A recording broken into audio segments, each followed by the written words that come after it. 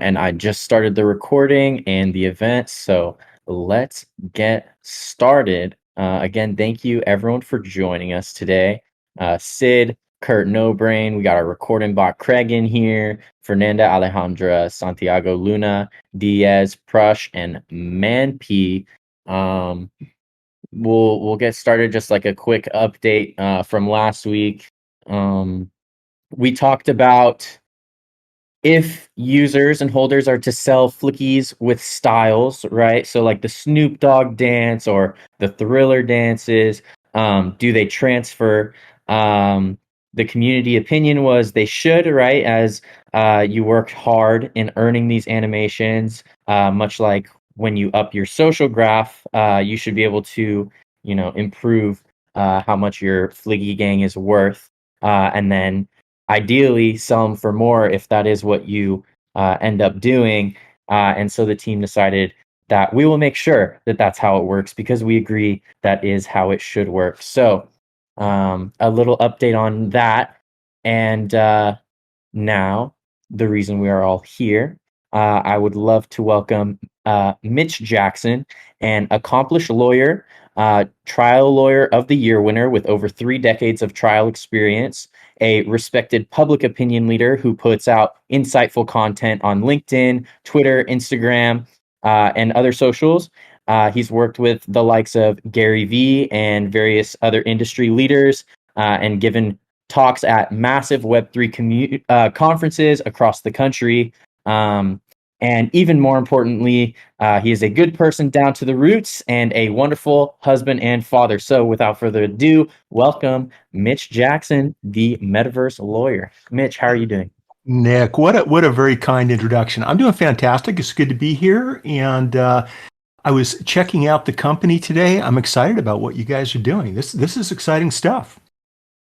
Thank you. Thank you. Yeah, this is I've been looking forward to this conversation all week. It's been really cool. And I thought maybe we could start it off with a little small icebreaker. You shared a super cool photo with me yesterday. Do you mind if we talk a little bit about that and I can post it in our general chat? I think that would be a nice transition into today's conversation. Go for it.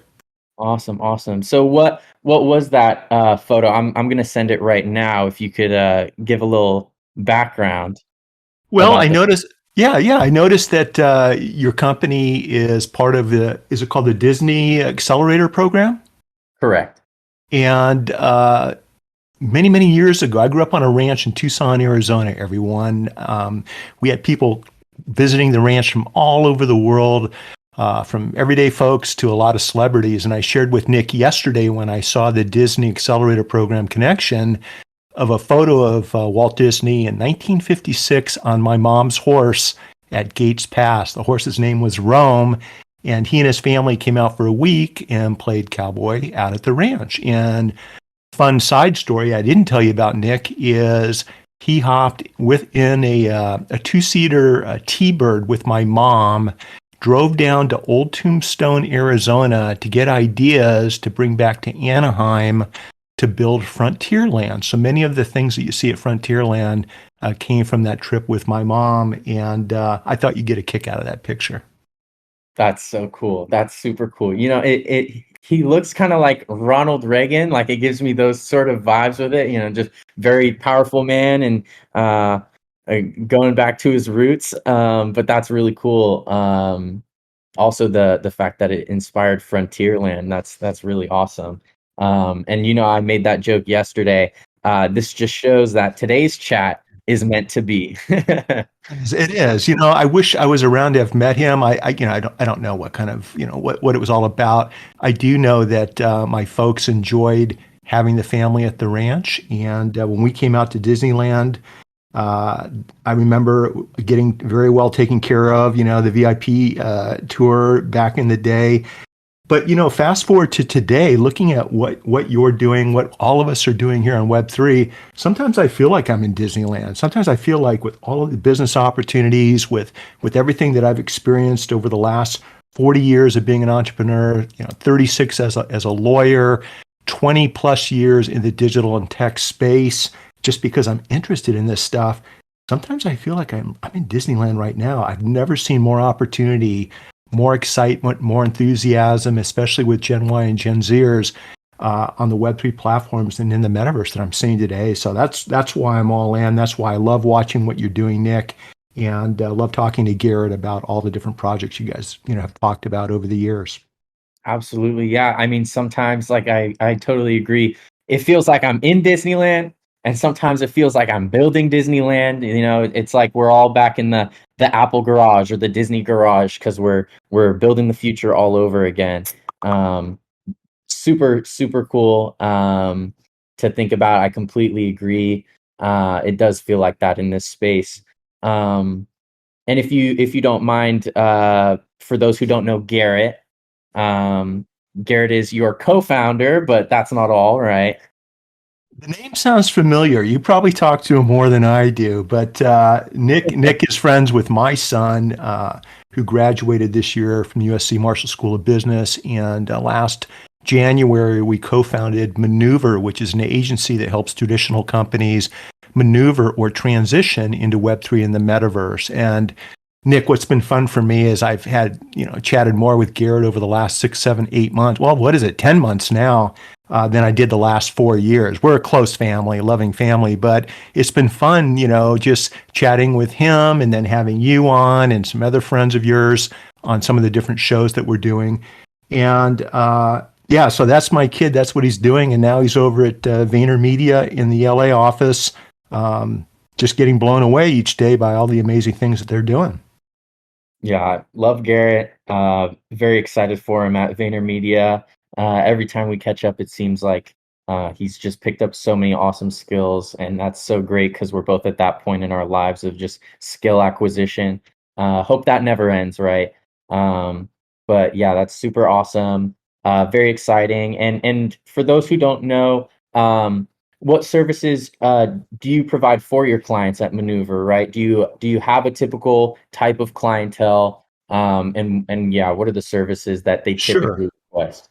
Sure, and I love live Q&A, so I don't know how you want to run this room today, but what we're doing is we're a pure consulting play. What happens, everyone, is as a lawyer, everything you see on your phone, everything that you hear about in the news when it comes to Web3, when it comes to the metaverse, it's been on a lawyer's desk 12 to 18 months before you're hearing about it in the public. And so what I noticed, Nick, is we were seeing a lot of enthusiasm, a lot of new technologies, especially with blockchain smart contracts, the stuff you guys are doing. And I've never been accused of being the sharpest knife in the drawer, but I realized, okay, I'm seeing something happen in real time right in front of my eyes when it comes to business that I've never experienced in my life. And I was early, on social and digital. I was one of the first firms to have a website back in '95.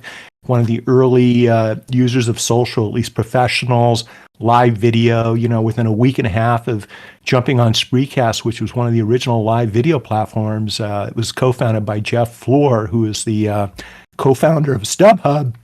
Within a week of doing that, I'm on shows with Katie Couric, Anderson Cooper, Gary Vaynerchuk, Seth Godin. It was an immediate, like, wow, all of a sudden I'm connecting with people that I would never have connected with. All that excitement, all that opportunity, what I'm seeing today with Web3 and the metaverse, everything that we're doing today is 100x what the opportunity was back then. And the challenge, I think, in today's world is just making sure we're all doing this right. We're using the right business entities. We're using, we're respecting people's IP. We're using written contracts and things like that. So what got me interested in where we are today is to come in as a pure consultant. And it's like, okay, what are you doing? What do you want to accomplish? These are the 6 legal issues that are jumping out at me. Here are 6 really good different law firms or consultants that can hold your hand and help work you through each of those issues. And so that's what we're doing. And so I'm hoping G's hustling in the evenings on his side of Maneuver. I know all day long I'm integrating Maneuver with my app. I'm still trying cases. I love trying cases, love being in front of a jury. And I was on a show with Gary, and we were talking about how we're communicating differently in today's world, okay? And it resonated with him. And what we were talking about is 20 years ago, I would take 2 hours to give an opening statement. I spoke using a different approach than I do today. And I told Gary, what we're doing today is back then it was 140, character Twitter. And I'm like, I'm speaking to my jurors. I'm giving my opening statements like a TED Talk, 18 minutes. I'm talking to my young jurors like I'm tweeting on Twitter. And Gary's like, damn, that's exactly what I've been trying to share with the world is how we're interacting, how we're building relationships, how we're communicating. Everything's different. Fast forward the last 7 or 8 years from that conversation to today, what you guys are doing and what your team's doing, interacting and communicating with people in the Web3 spaces, leveraging the Web2 platforms for your Web3 message, complementing and opening up digital welcome mats where your clients and customers are, whether it's, offline, online, in the metaverse. That, Nick, is what we've been doing with the law firm. And it's allowed me to take our brand from local to global. It's allowed me to bring in referrals from all around the world. It's allowed me to be on stage a couple of years at Tony Robbins. I mean, it's just a matter of being there and asking the question, where would you like to have the conversation? And then showing up and being a part of that conversation. So with Maneuver, we're trying to help our clients develop that type of go-giver mindset that a lot of professionals aren't taught in law school, accounting school, med school, and let them know it's all about the client experience. Let them know it's all about the engagement. Let them know it's all about providing a memorable, exemplary experience. And when you do that, it doesn't matter what type of business you're in, the customer, the client, the end user, they remember that. They don't always remember what you have told them or shown them, but they will remember how you make them feel. That's been my secret in trial for the last 36 years. That's why I win big cases. I make the jury feel like they're part of the process. They're making the world a better place. And frankly, they are. What I'd like to see with the Web3 companies is to do the same thing. How are we making our clients and our customers feel in these Web3 environments? So that's what we're doubling down on at Maneuver. That's what I'm doing in the practice, and that's what I love chatting about when I do these interviews. Wow. Wow. I mean, I love the insights. That makes so much sense. I love how you said that, we're making people able to feel, like in this new space that I guess one of the biggest blockers is you can't really like immerse yourself if you don't feel it, and you can't force yourself to feel it. So the fact that you can help your clients feel in the space, and then their clients they can feel in the space. Like, how are you supposed to I know that you guys set up virtual offices, so it's like it feels like a doctor's office, or it's like a therapist office, or regardless, it feels more easier to connect with. I love that, and I totally agree. The client experience is 100% the most important thing. We believe that here. Even today, this conversation is something new. It's experimental. We're trying to bring experts in the field to our community, and hopefully everyone here gets something out of it and enjoys it, and we can continue this. But it's all about right, making the client feel good. And I agree. As technology moves forward, like you said, our communication gets shorter, right? We do have shorter attention spans. However, I think it's in the name of efficiency, because now it takes the press of a button to accomplish what would otherwise take hours. So very, very exciting to see how that moves forward. Someday maybe we'll be speaking in short sounds, but we'll see. Absolutely. Uh, It's interesting, Nick, because what oftentimes would take weeks or months to do, whether it's creating a legal pleading, whether it's starting a company, whether it's meeting with experts around the country, we're now doing that instantly with a tap, a swipe, or a click. Right now, I'm looking at your audience, and I've got friends in here because I shared this out on Twitter also. We've got people here from all over the world. We've got someone here from Australia. We've got someone here from the East Coast. I've got someone here from Arizona. And it's just so easy to connect. It's so easy to build new relationships. And I think when you make people feel like they're part of the process, I think Web3 is all about, this, it's all about community. mhm. And what I really am working on every day personally. And what we're counseling our clients on doing, and you're doing a wonderful job narrating this conversation, is to remember that right now, 95% of what we're doing is social audio. It's using our voice. When we're avatars in the metaverse, whether I'm in a conference room that looks like a professional $100,000 conference room, I'm meeting a high-paid client, that's what they want to see. They don't want to see a Lego representation in Decentraland for that type of case. So I'll meet with that type of client in a venue or environment that they're used to and they're expecting. On the other side of the coin, if I'm meeting with a Gen Z startup and there are more appropriate venues that we'll go ahead and meet in, more kickback venues on the sand, sitting in our French Riviera venue, poolside, talking shop, talking business, but in a completely different environment. But I always double down and tell everybody, we're using our voices now. So make sure, whether it's through your avatar, whether it's social audio like this, learn how to tell good stories. Understand the power of metaphors. Earlier, I said I've never been accused of being the brightest bulb in the lamp or the sharpest knife in the drawer. When you use metaphors, it's something that people will remember. It makes them feel a certain way. It really doubles down on the point you're trying to make. I think using voice inflection and tone are great talents to bring to the table, whether you're selling your products or services, whether you're trying to build new relationships. Everything we do in today's world is being done primarily through our voice. So everyone needs to pay attention to that to really effectively and persuasively communicate. Also, how you're using your avatars in these spaces.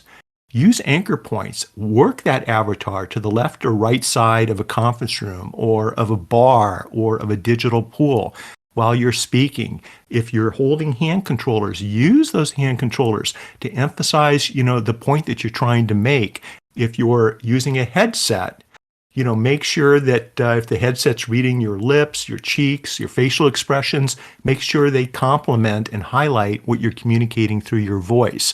So there are all types of exciting things that I think we can bring in from the real world of communication into these platforms to connect better, to connect faster, and at the end of the day, result in more sales and increase profits for our company. So this is an exciting time. It's a merge of traditional in real life skills into a whole new decentralized digital space.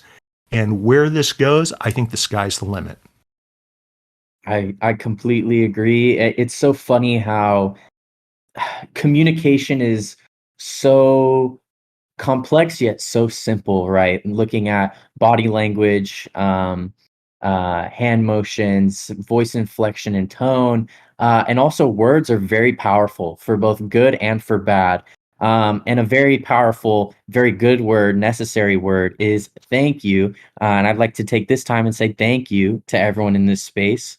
Sid, Miss Evely, Ahmet Ali Mert, Mooney, Larry B, Justin, Metaverse, Kurt No Brain, that's a funny name, Kurt, Silent Hill, Crypto Luffy, Stay Filthy, Fernanda, Alejandra, Santiago, Luna, Diaz, Prosh123, Juan, and Lita. Thank you everyone for being here today. Much appreciated. We are here with the Metaverse lawyer, Mitch Jackson.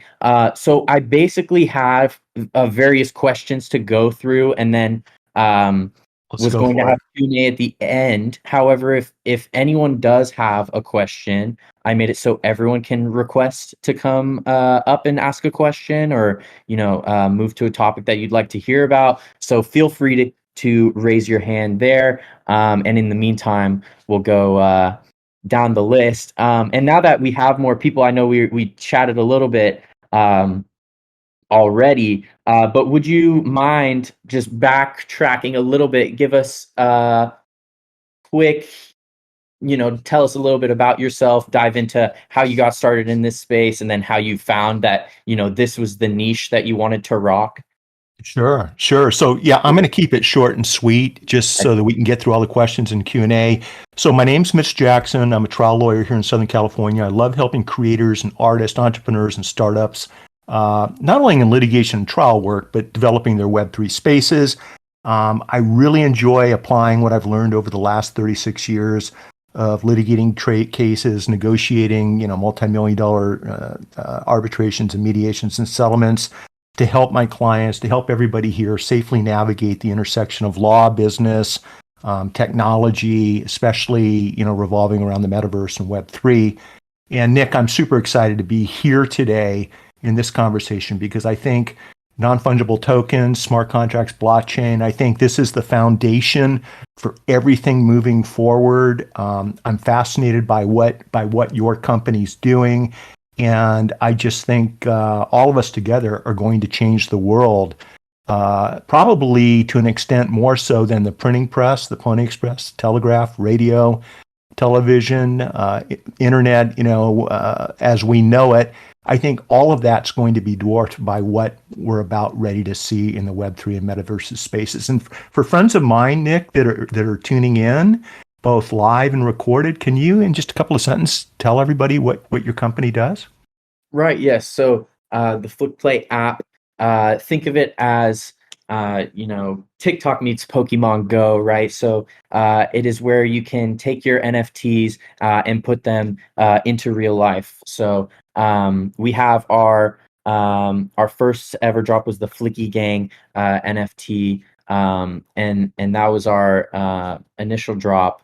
And then since then, we've partnered with various collections and also verified a lot of our community members' individual NFTs, and they can now utilize AR technology to then, as we say, flex them in the real world, right? So you've got your Flicky NFT, or you've got your Pudgy Penguin or Little Heroes, and you can be standing next to it on the street in Santa Monica. And we also have a map feature where when we did drop the Flicky Gang mint, we scattered them all across dozens of different cities worldwide. And in the US, such cities, Vegas, LA, New York, and really all over. And people were able to walk around and use their camera to claim the NFT. So very cool.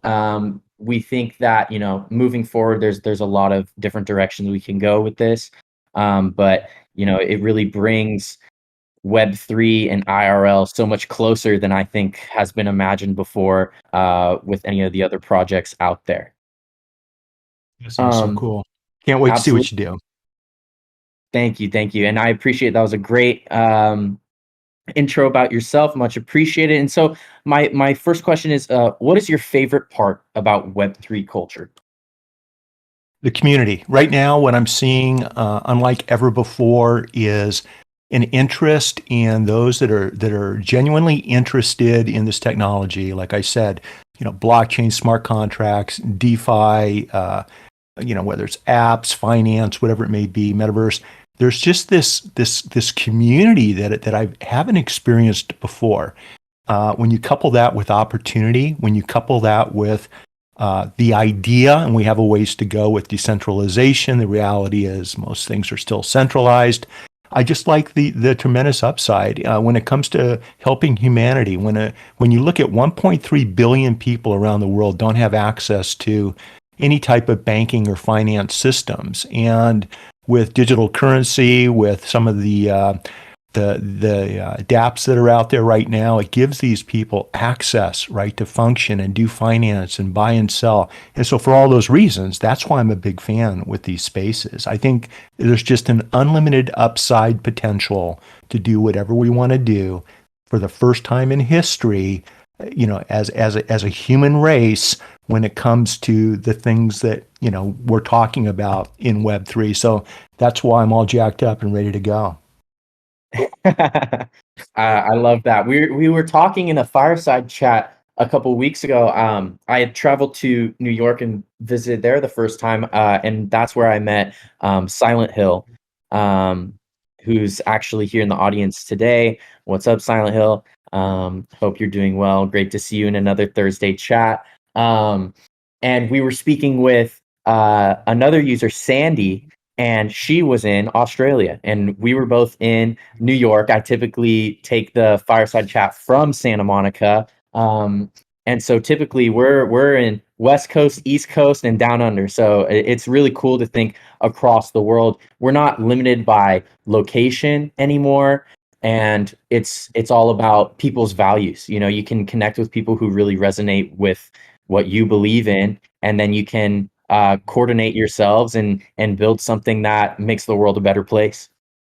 Absolutely. I mean, one of the metaverse platforms that we're enjoying is called spatial.io, and it allows you to have real-time conversations with 75 different languages. So regardless of where other participants are from, regardless of what language they speak, you can click a couple of buttons and there's a live chat translation right above their head where you can actually understand what each other's saying in real time. That's amazing, especially when you take that power back into business.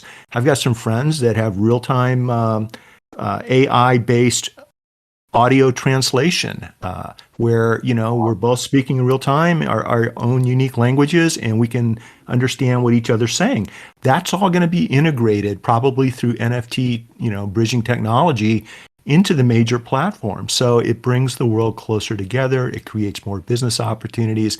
And I'm a firm believer, the more communication locally, nationally, and globally we have, the more transparency we have, I think the better off we are as a society. So I'm with you, Nick. I'm excited too. 100%. Wow, that's crazy. That's something you think, is in a movie, not something that's being built right now. I mean, I can't wait until we have that technology, and then, when my coworkers in the office are speaking Spanish and I don't know what's going on and they're talking smack, I can be like, "Hey, I heard what you said." And my Fernanda just looks over laughing. It's going to be awesome. It's going to be awesome. So, yeah, and that's the other thing. When you say, what do I like about this? I like looking at how fast technology is changing, whether it's, AI, whether it's the quality of a metaverse platform, the ability to use, for those of us that are playing around with AI generated art, using, text, typing in our Discord what we want Midjourney to create. We're able to now do that, and there's some platforms out there allowing us to use our voice to create the metaverse environments, create clouds. I want a sunset. I want birds. I want an island. Yeah. And all of these things are materializing in front of us. So it's fun. It's fun to watch what all of you are doing, and then from a legal perspective, add value when I can. 100%. And we have our first request to speak. So I'm bringing Kurt Nobrain up to the stage. Kurt Nobrain, thank you for raising your hand. How are you doing? What is up? I'm doing well. Can you guys hear me? We can. Yes, we Awesome, can. awesome. Well, first of all, I just want to say, huge fan of Flick Play. But this question is for Mitch, actually. You mentioned earlier you were talking about holding like conferences and meetings in virtual environments. I was just wondering what you're using to do that these days. Is that VR chat, or are you using Oculus Quest, or? Right. So we're using Spatial primarily. We're using Spatial and Engage VR, but Spatial.io is our preferred platform. I'm a brand ambassador for the platform. And what we're doing is it works a lot like Zoom. So we can have public conversations where we had a big meeting in one of our spaces. I was with Ira Rothkin, who's the OG of tech lawyers. All the companies you see on your phone, Ira has either represented or he's of counsel to these companies. He's the guy. And we just did an hour Q&A, answering questions for creators and artists and entrepreneurs in an open public venue. If Kurt, if you and I were meeting in a private setting, I'd send you a special link, just like on Zoom, password protected, and we have a private meeting. One of the reasons we use Spatial, everyone, is because we want to make sure that it's user friendly. So clients can use their phones, their tablets, their laptops, their desktops, or a headset to meet with us. Now, obviously, the best experience is with a headset, but I think Spatial shared a number, something like 85% of its users are not using headsets.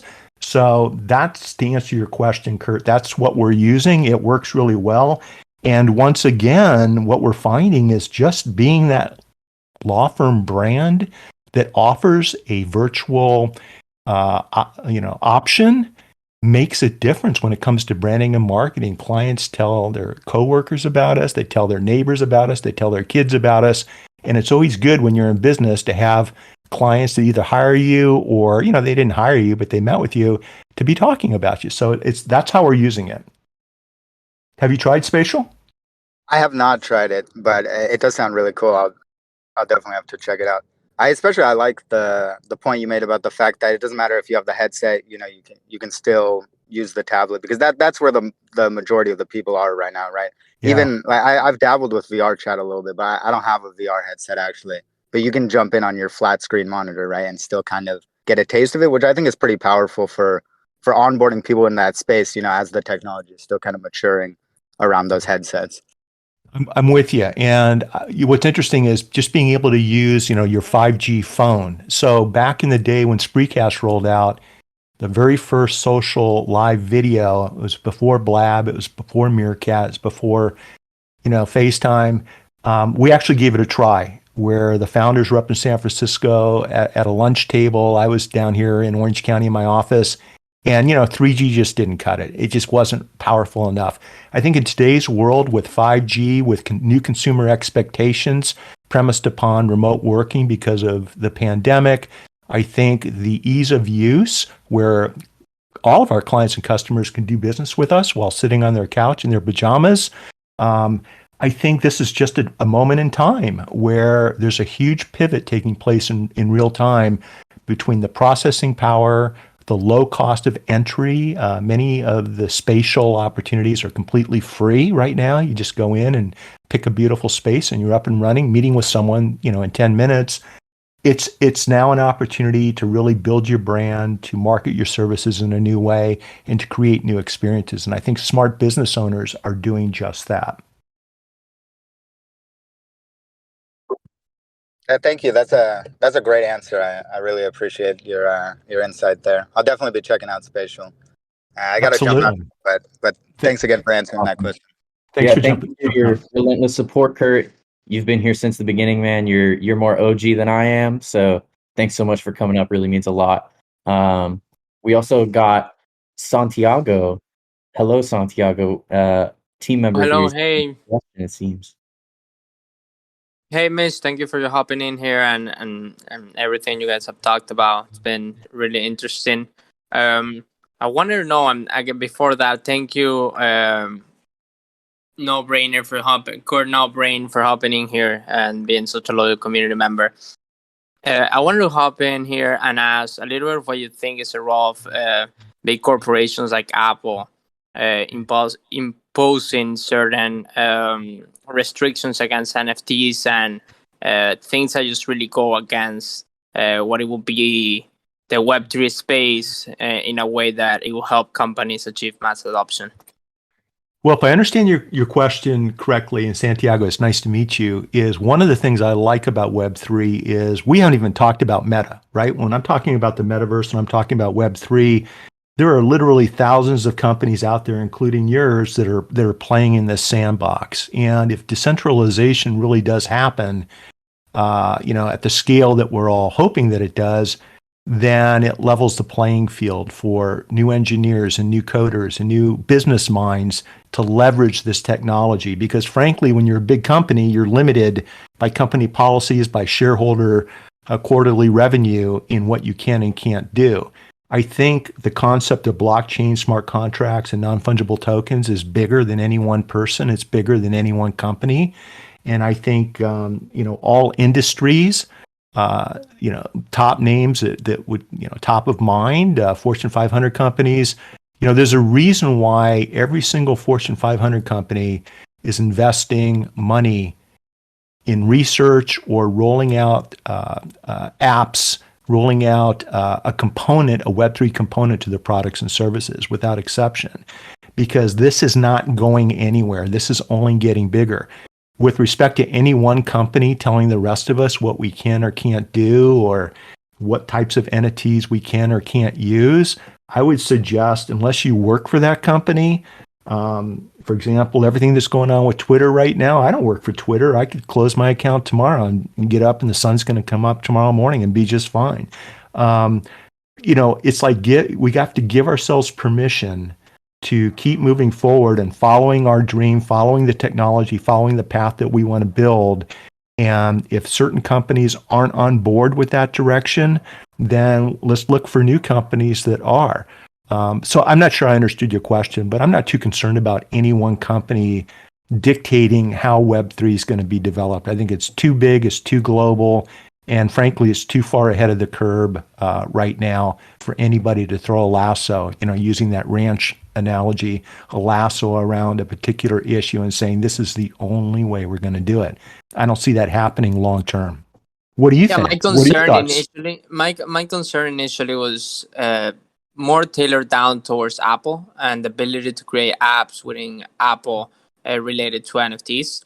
Apps. Some of the policies that have implemented, and how do you, more focused towards that, because in reality that's where people is. So how do we onboard the Web2 community with so many restrictions put in place? Right now, it's not something that is happening. Thankfully, a lot of what we're doing right now is, let's say, off the hook for an Apple. But when you put it into consideration, as they add certain restrictions, they're also restricting Web2 users to hop into the Web3 space. So there's definitely a role that they play there. Yeah. Here's what I think is going to happen. I think everyone needs to focus on digital wallets, okay? Because as of July of 2022, there were over 170 million blockchain wallets. I think it's as determined by blockchain.com and Coinbase users. And from 2022 to 2030, so over the next 8 years, they're expecting the blockchain technology industry to grow by a factor of something like 86%. It's expected to be something like 164 billion or trillion, something like that, billion, I think, with a B, by 2029. I think digital wallets are going to be the key to all of this working, to taking assets from Metaverse A and transferring them over to B, C, and D, from taking an app from one platform and using the avatar, using the Flick Play character, and being able to use that in some of my other platforms. And I think the companies that embrace the use of digital wallets via NFTs, I think those are the companies that are positioning themselves for success. What's the largest DApp platform, independent of Apple and Google? Is there a DApp platform out there that everyone's putting their apps on? I'm not fully sure, if I'm going to be honest. Yeah, because I think that's probably the future. In other words, what I see happening is the major app platforms eventually, down the road, and when I say down the road, probably 3 to 5 years, allowing for dApps to be included just because of supply and demand on their platforms. And then number two, whoever then hosts a decentralized dApp platform where, look, this is what I need done. This is where I can go to get the app that's compatible with my digital wallet that works across all of these Web3 platforms, that handles all of the major digital currencies, which we haven't even talked about. I think that's the long-term play.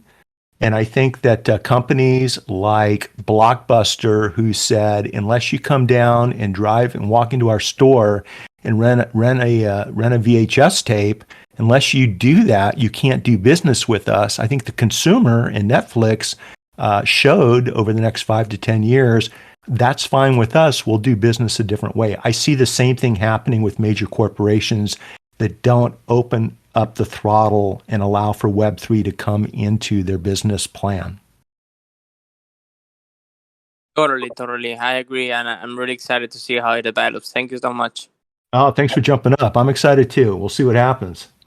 That, honestly, going off of that's such a good point to go off of, because as you were saying earlier, you're in the first wave of people to adopt social media, personally and also in your business. So in your experience, one, how important is it to pivot? I mean, of course it is important. How do you tell when it's time and in what direction to pivot toward?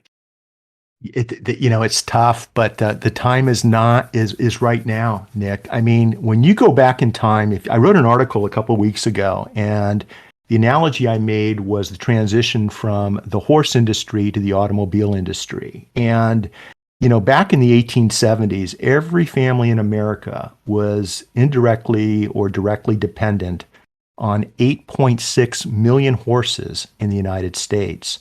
They were the foundation to our lives. They were the foundation to our economy. And in 1903, a guy named Henry Ford founded Ford Motor Company. It sold 11 to 12,000 automobiles that year. 10 years later, Ford rolled out the assembly line, and then 10 years after that, they're pumping out 20 million automobiles each year. So over a 30-year span, we went from the horse industry into the automobile industry. And the companies, the individuals that embraced, the automobile industry, instead of, making saddles and bridles and stirrups and carriages for the horse industry, they rolled over to carburetors and brake pedals and fenders. Those are the companies that survived. And when you look at the economics of it, and I don't have the numbers in front of me, but the amount of new jobs that were created for Americans versus jobs lost in the horse industry, it wasn't even close. Okay, now putting the environment aside, putting aside what's best for humanity, the fact of the matter is, the companies and individuals that embrace the automobile industry from a business standpoint are the ones that just, we're dominating and dominating today. I think we're at that pivot point with Web3. I think companies that aren't embracing Web3 right now or will not be embracing Web3 in the next couple of years, they are taking the position that the horse and buggy industry is going to be around for another 100 years.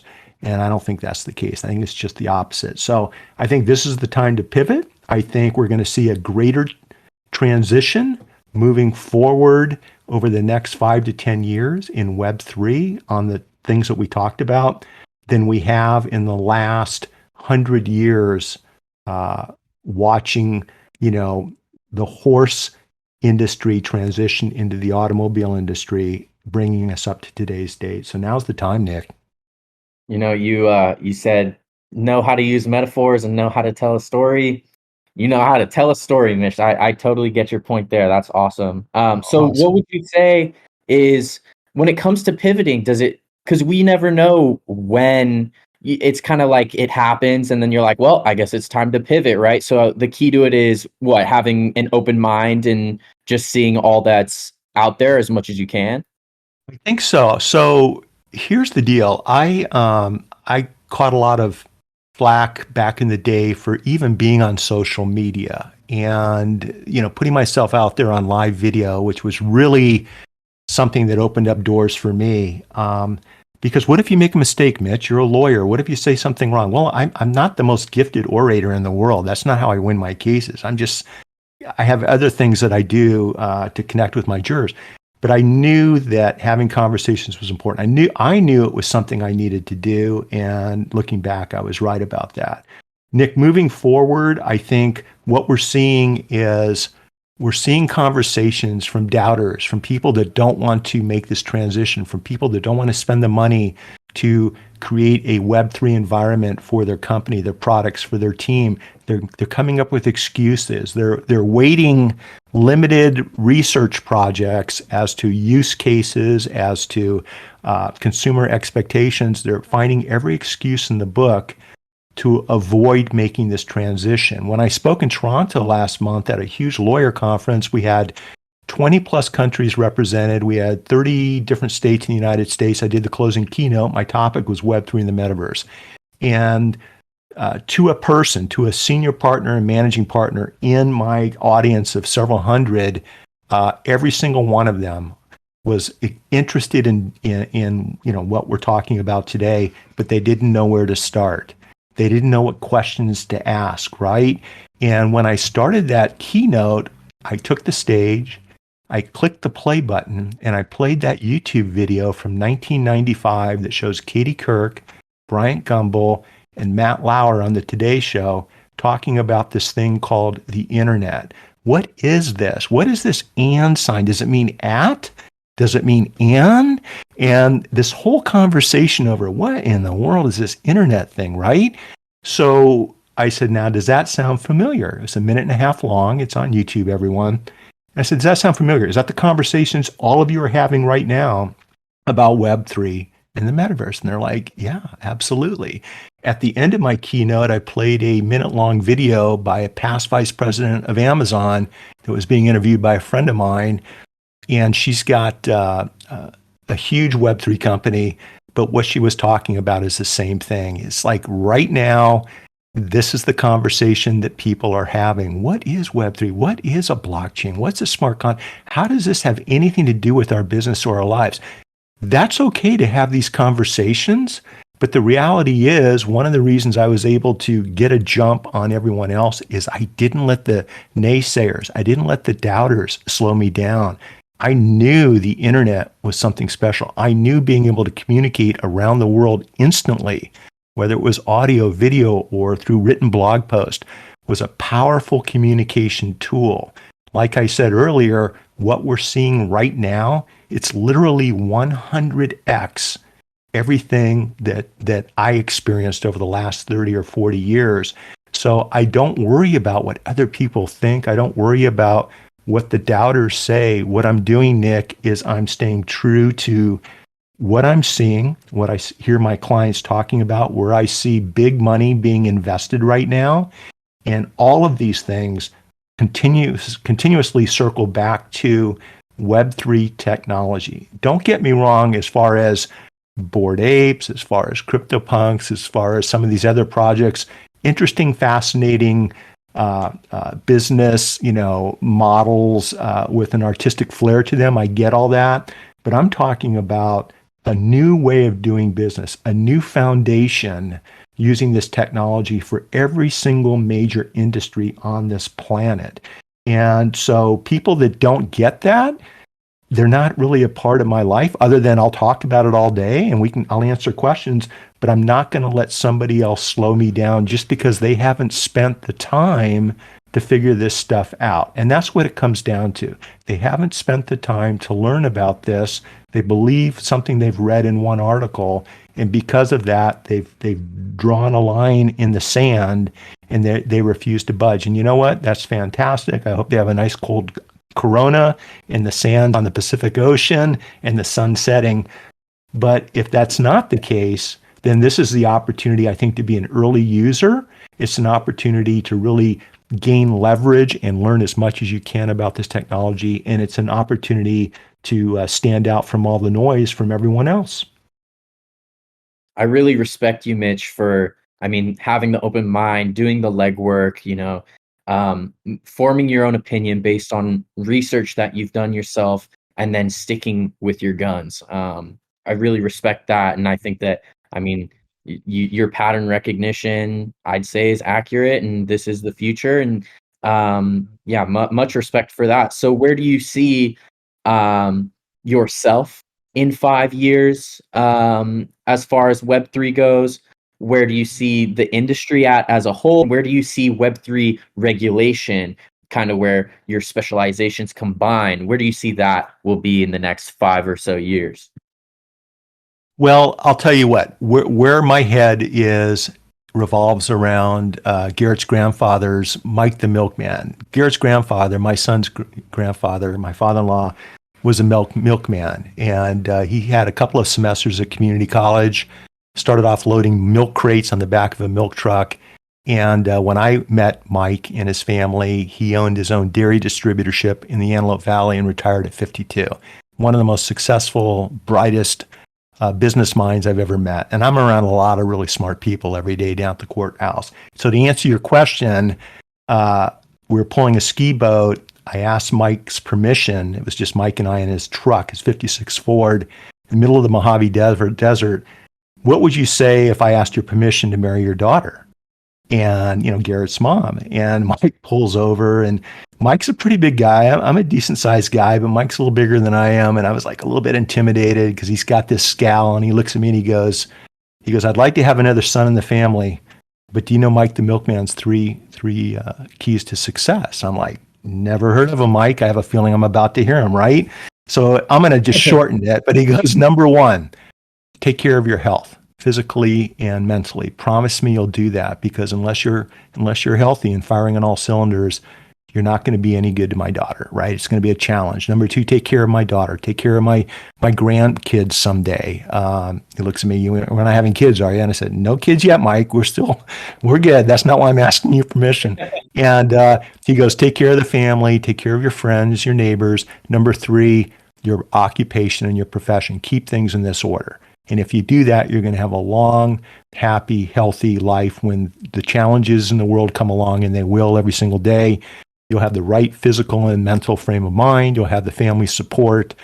You'll know what's important to you, and you'll be able to take care of business. So to answer your question, Nick, 5 years from now, I'm going to be focusing on my physical and mental health. I'm going to be continuing to focus on my family, and I will also be taking care of business here at the law firm because I absolutely love practicing law. I'm a first generation lawyer. I'm the first one from my family to go to college.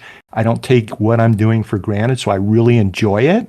It's kind of like sports, it's like whoever's the most prepared when you go into a jury trial usually comes out on top, all else equal.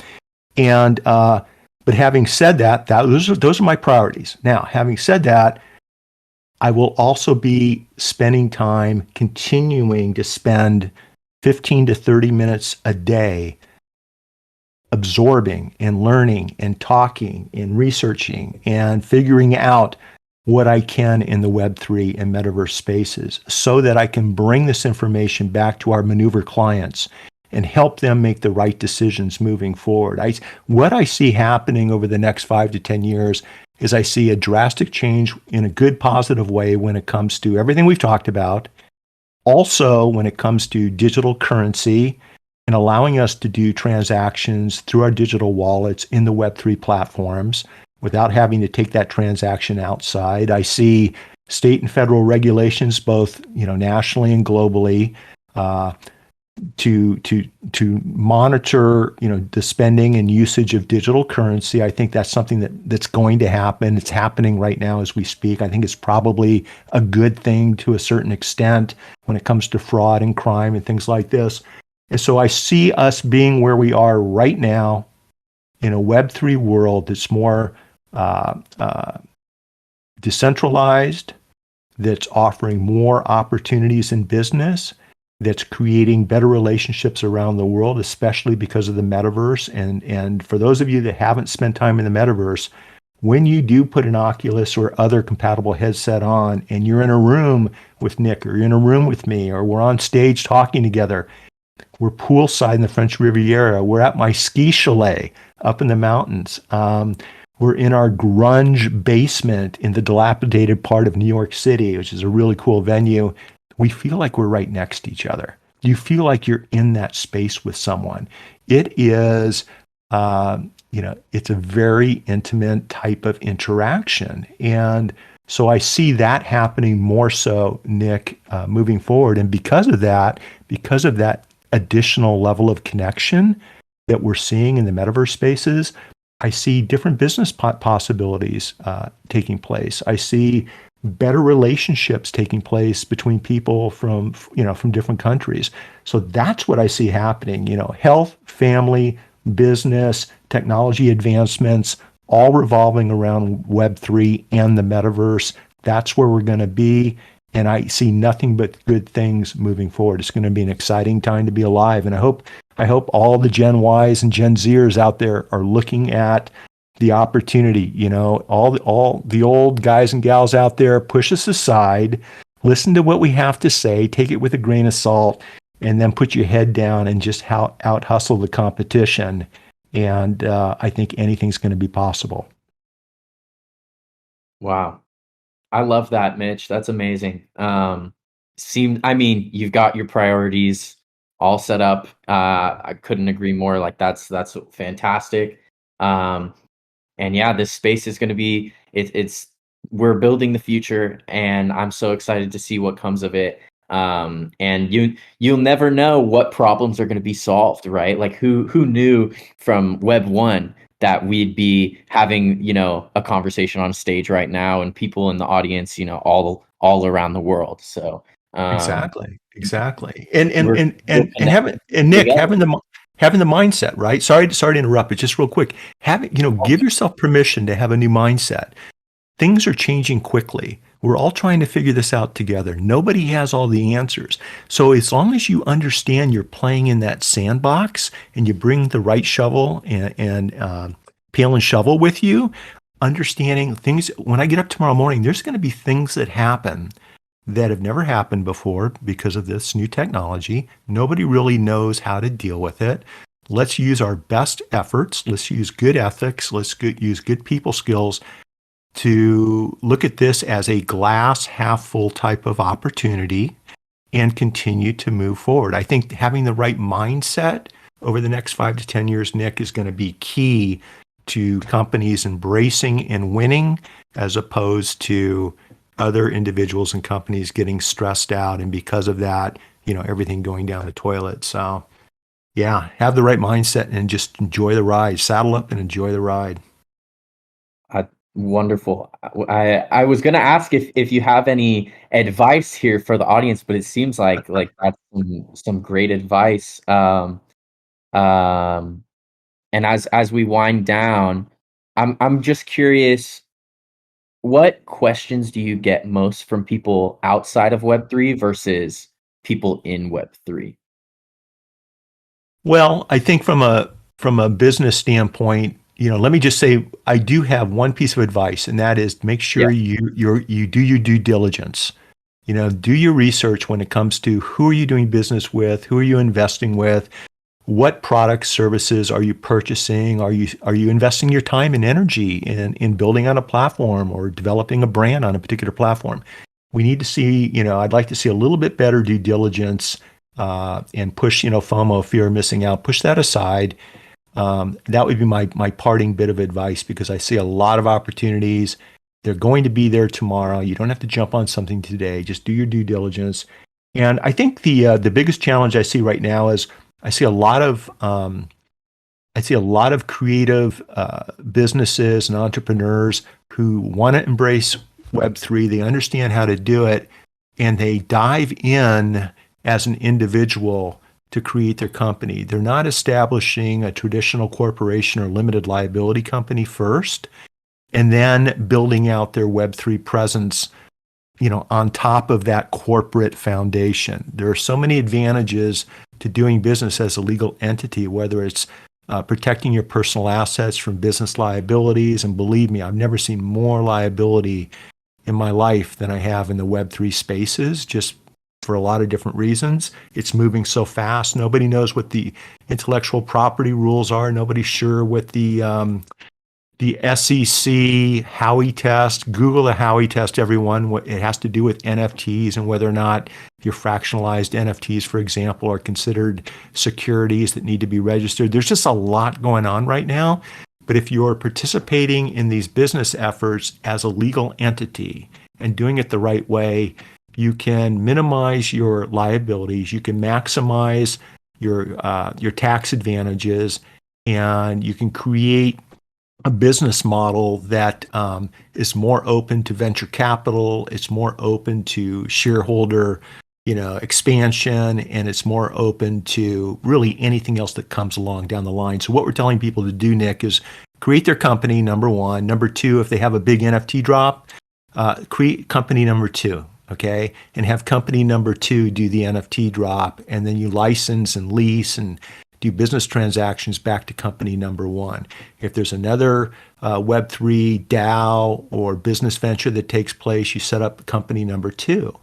Company number two does that new business Web3 endeavor, obviously with contracts and rights and remedies and licenses back to the original corporation. So as long as people, talk to your lawyer about setting your business model up that way, I think that's a great way to maximize your chances of success, to minimize the liability exposure, and when it's all said and done, just to have a great time in the Web3 space. Mitch, I always enjoy speaking with you. I love your insights. You are very humble. You say you're not the best, orator in the world, but you can speak. You can tell good stories and use metaphors like no one else. So I really appreciate all the insights and you taking the time out of your day and hopefully we can have more events like this in the future. Thank you everyone who showed up today. I'd like to say, message Mitch in the chat, get to know him and stuff. Of course, Mitch, if that's all good with you. Absolutely. Yeah. Anybody has questions, keep me up to date. I'm here for you. And Nick, I want to learn more about, your company, what you guys are doing. And if I can do any introductions, if I can help in any way, I'm just a click away. Lovely. Yeah, we are very glad to, have you join us, and hope to see you around a lot. And actually, that's a great segue as I close this out. We are getting ready for Disney Demo Day. Our most loyal and active users have a chance to make a big difference in how hard this news hits the Web3 community. So please take a look and see how you can get involved. We all benefit from Disney Demo Day gaining huge traction. So let's all work together and do our best to get Reddit NFTs and art gobblers out of everyone's mouths, replacing it with Flick Play and Flicky Gang. So we will be having an announcement shortly. There's a new role out there. Mitch, thank you for joining. You got that role as well. And there will be more details in just a few minutes explaining that role and the purpose behind it. But let me close this out as our team's weekly Thursday end of day meeting is about to begin. Thank you guys all again so much for tuning in. Mitch Jackson, you're the best. Thanks, everyone. That was fun, Nick. Appreciate it. Thank you, man. And I will send you the recording. All right. I'll play us out. Thank you, guys.